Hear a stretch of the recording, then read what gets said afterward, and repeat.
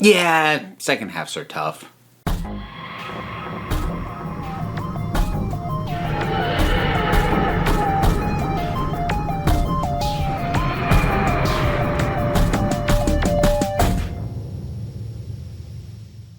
Alright folks, I'm back. But before we get to talk to it, I get to tell you that this video is sponsored by Radio vs. the Martians. It is a podcast hosted by Mike Gillis and Casey Dorn, where they discuss all manner of geeky material, from Akira to Batman to Watchmen to World Wrestling to the entire cinematic oeuvre of Arnold Schwarzenegger. Podcast La Vista Baby is a sub-series on the same podcast feed. It's incredible. The whole thing's great. They have amazing guests, great topics, good discussions. It's the McLaughlin Group for nerds. Radio vs. the Martians at radioversusthemartians.com or wherever you get your podcasts. Spyfall Part 2. It's not as good as the first part for a couple of reasons, but also for the standard reason that setups are a little bit easier to sort of really nail than payoffs are. Overall, though, I'm still pretty positive on it. I do have things that I'm going to bring up and bits and pieces across it. But let's start positive because generally speaking, I like to do that. I actually rather liked the time hopping and the people they encountered. I liked that they encountered a number of real life figures who I knew very little about and actually had a lot of fun looking up. The spy in Nazi-occupied France, the early inventor of the computer, the Charles Babbage guy. Like I looked them up like, oh, cool. And that's like, that's what I want more of in terms of historical settings in Doctor Who. I want less of the big celebrity historical figures like, oh, I know who that is. Give me somebody who I'm like, ooh, I want to learn more about them and look stuff up about them and go, oh, dang, cool. So, like, I like that. Down for that. I am enjoying this. Consider it spoiled. You wouldn't be watching part 2 if you didn't see part 1, right? Right? At the very least. Okay. I like this new master. I enjoy his energy. I like that he's got a little bit of the more manic energy that kind of reminds me of John Sim, but he's not quite bouncing off the walls as much. I'll admit, a little bit nervous about that, especially at the end of Spyfall Part 1, where he seemed very manic to finally be able to, say to the doctor, oh, figure it out. What I like here, though, is there's a lot more anger in this master. The master's capable of being very angry, but in this one, it seems like a consistent background level of simmering rage that gets set off very easily, and it doesn't feel like mood shift on a dime. It feels like whatever veneer was covering over the rage that is always there falls away from time to time, and that works for me. Overall, I dug it. As far as the aliens that are kind of invading, kind of not, I forget what they were called now. Chibnall, I actually think that this whole two-parter is one of your better scripts overall, but you're still really kind of crap at coming up with alien names that I can ever remember. Anyways, the whole deal with them, the idea that the Earth map that she saw was a temporal map. So it wasn't multiple Earths, it was Earth at different points in history, which was actually kind of a neat dodge, because I think a lot of us had assumed that we were dealing with, when somebody said multiple Earths, we were dealing with multiple dimensions, which is also probably why a fair number of people thought that these might be the Cybus men, coming through again from Pete's world. Not to say that would have been bad, that would have been cool. But I kind of like that it kind of nudged us towards a multiverse situation, but then pulled it back and like, no, we're still dealing with time here, which also does have it make a bit more sense that that the Doctor, Yaz, and also the Master get sort of trapped in that middle space, and things get a little bit wonky when they get involved because they are time travelers and it throws stuff off. Cool. That works. The stuff with Ryan, Yaz, and Graham, it kind of just fills the space. It's all right. It's not bad. I think that's part of my overall thing for why I don't like this episode as much as the previous one, is that it's lacking the strong forward momentum, because a lot of the stuff dealing with those three, it really does feel like they just needed something for them to do, and so they just kind of put them on the run, and they have the guy who the tech guy. I don't know if it's Chibnall or if I'm just having a bad name memory day today, but he has them being hunted and all this stuff, but they're not really impacting the plot. They're just kind of running around, staying out of the plot's way more than anything else. And I'm not sure what you could have done with them to have it be more propulsive to the overall story, but you feel the momentum drop out a little bit as that stuff goes on. The performances were still good, though. I don't think that was an issue. I thought Whittaker had a lot of really nice moments. I liked her starting in the episode, sort of being in that, like, my brain has classified it as a synapse forest. Sort of talking like the companions were there and saying, don't panic. They still will, but you say it for yourself as well. And like, oh yeah, cool. I dug that. I also kind of like that. Well, I like and I dislike. I liked realizing, kind of in the previous episode, how secretive this Doctor has been, which, given how much the emphasis has been on the friend and familial connection with her companions, I found kind of interesting that she was arguably more secretive than, I would say, possibly any Doctor since Eccleston. And even that holding on for it longer. Like, the previous incarnations of the Doctor, they've been some of them have been a little bit slow to admit to, their history, say who they are, where they come from, whatnot. But then you've got some like Matt Smith, who that happened so casually, including saying that he believed, at least at the time, that he had wiped out his own people, that it gets brought up by Amy, and it's a conversation we never actually saw, but they just have that kind of connection where he would have told them that.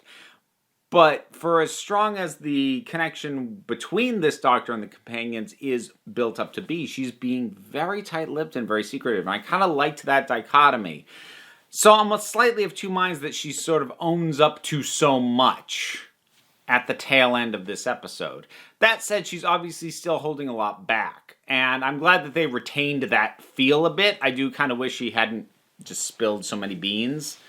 I didn't mention this last time because, whatever, but I am starting to get mildly annoyed at things like in Spyfall Part 1, the Doctor's a man, I got an upgrade line.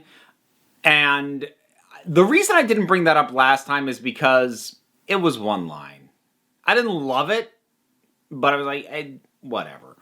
But then we get into this one, and we add in, like, Charles Babbage looking at the Silver Lady and saying, like most women, beautiful but without function, or whatever it was he said, like this massive misogynist thing. And I'm like, the thing is, and here's what annoys me about this. It's not the sentiment. I don't care.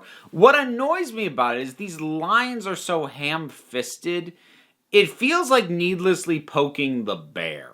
Especially now in the second series of Jodie Whittaker's Doctor, where Chibnall and all the other writers regardless of whatever you think about what they're doing or whether or not there's a SJW agenda, there isn't, or whatever, they obviously know that that's a perception among a certain stripe of the fandom. And I'm not going to say that they should or shouldn't be kowtowing or even acknowledging, the part of a fandom that's screaming at them at all. But lines like that feel like they're poking the bear. And they annoy me because there's no need for them in the episodes themselves. And so it feels like it's there for no reason other than to jab at somebody. And if it was better integrated into, like, the plot or the themes of the story or what have you, like, I just go, okay. You kind of found a reason to do it. Maybe I still wouldn't love it, but I probably wouldn't be complaining about it. But as it stands, like, they feel very ham-fistedly interjected, and I'm just kind of sitting back here going, oh God, so many people in my comment section are going to scream about that, and that, and that. And the thing is, I don't care, but we're not gaining anything with these lines. And maybe this is me being completely selfish, but just, how much crap I'm going to have to clear out of my comment section from people putting those lines in quotes and then swearing all over the place about it. It's a headache.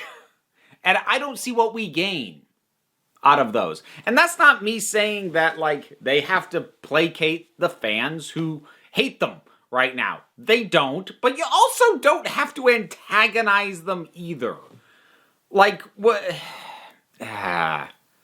Again, if you're going to do that, justify it better. Don't just drop it in like this. So the fact that it happened 2 episodes in a row, that annoyed me a little bit.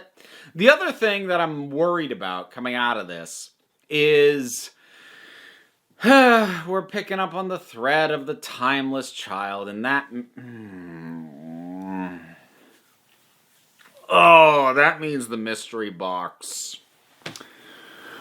plot arc for the series is back, and I'm not happy about that at all.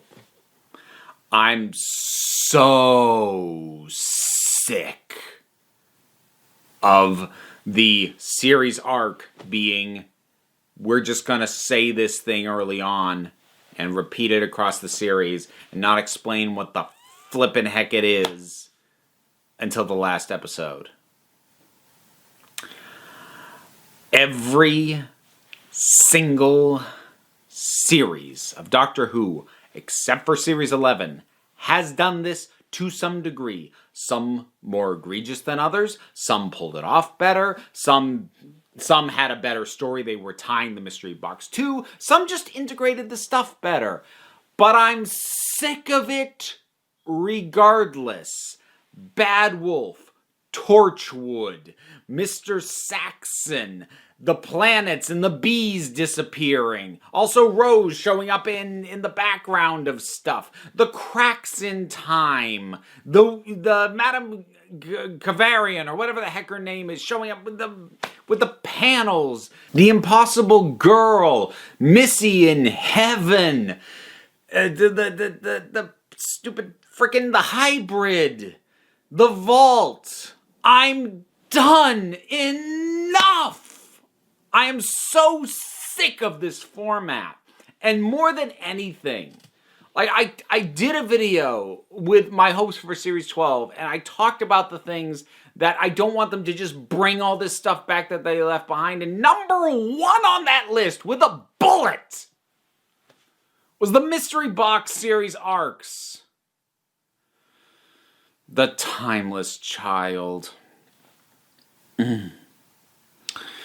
Maybe it'll still be good, maybe it'll still be interesting, but just knowing how the format's gonna be. Here's how they can pleasantly surprise me. If we find out what the heck this thing is by episode 5 at the latest, and then the back half is dealing with whatever that information is. If they hold off the reveal of whatever the Timeless Child is, until the last story, and if that's a two-parter, that means either the second to last or the last episode, then I'm so sick of it. I'm so beyond sick of it. And it doesn't help that they're tying it into this idea that there's some massive lie about the Time Lords from way back in the very beginning of the... Like, there's a number of alarm bells that sets off, because you're talking... If this delivers on what it's threatening to deliver, this is massive retcon, the kind that is almost impossible to pull off cleanly. And, you know, for as mysterious as the Time Lords are, I don't know if they'll be able to get away with this. To massively rewriting or restructuring what we know about them. And the other thing I don't like about that is it sounds reminiscent of the Cartmel Master Plan, which I also didn't like and thought was stupid and was kind of glad never got to happen. You can look that up if you feel like it. But everything you know is a lie. Oh, that line in part 1 was such a red flag. The Timeless Child. I'm not excited to find out. I'm just not. And despite my frustration at the tail end of this review, I'm still generally positive about the episode. I think this is still a good general progress from Series 11. I consider this to be a step up. Taking this collectively as a story, I consider this better than The Woman Who Fell to Earth and The Ghost Monument. It is a better, stronger opening. It's a tighter script. The issues that I have are, for the most part, I'm not going to say unique to me, but are tied to my own hang-ups as opposed to things that just feel sloppy, which was kind of an issue with a fair amount of the scripts in Series 11, particularly the Chibnall scripts. They often felt sloppy or unpolished or needing one or two more revisions. This didn't feel like it. So this is still a good direction for all my bitching. I'm just really annoyed that mystery box arcs are back. What are your thoughts on it? Whatever they are, drop something down in the comments. Let's talk about it. Bunch of stuff to do. You know the stuff. You can support me on Patreon if you are particularly generous. If you want to help me on a one-time basis, I've also got a PayPal tip jar. Links are down there. The likes, subscribe, and thumbs up, and all those things. Go ahead and do them, or don't. You don't have to, because at the end of the day, you are the council, and I just run the meetings. And until next time, this council is adjourned.